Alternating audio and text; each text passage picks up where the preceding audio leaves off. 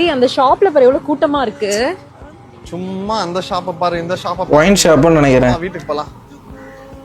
ஆமா, என்ன ஷாப் அது? Wine shop. Guessed it correct. போடு. என்ன மனுஷன் இவ்வளவுதாயா பசங்க விஷயத்த சொன்னோன்னே கப்புன்னு புடிச்சா பாரு. Man at peak to drink. மயமான மார்க்கோட லட்சணத்தை பாருடி. 10 மார்க் வாங்கியிருக்கான் தருதல. ஏன்டா கிட்ட சொல்லல? இல்லப்பா, வெள்ளிக்கிழமை சொன்னா சனி ஞாயிறு விளையாட வர மாட்டீங்க, அதான் திங்கக்கிழமை சொன்னா சைன் போட்டுருவீங்களப்பா. பாத்தியா உன் மைன? பாத்தியா? நல்ல மூளை இதுல மட்டும். இந்த டெக்னிக்கை கண்டுபிடிச்சதே 90s கிட்ஸ் தான்ல. இதெல்லாம் நானே பண்ணிக்கிறேன்டா.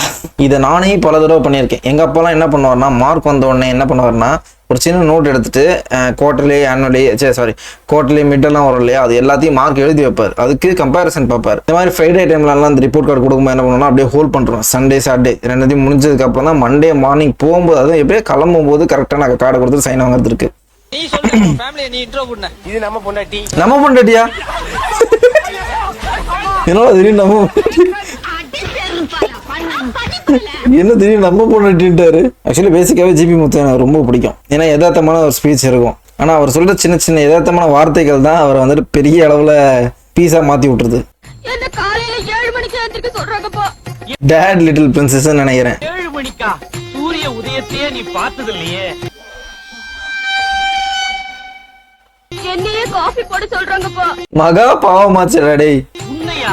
உங்க அம்மாவுக்கே நான் தானமா காபி போட்டு கொடுப்பேன். பழக்கம் எங்க இருந்து வந்து தெரிதா? என் கூடவே துணிமணி எல்லாத்தையும் என்னையே துவைக்க சொல்றாங்க.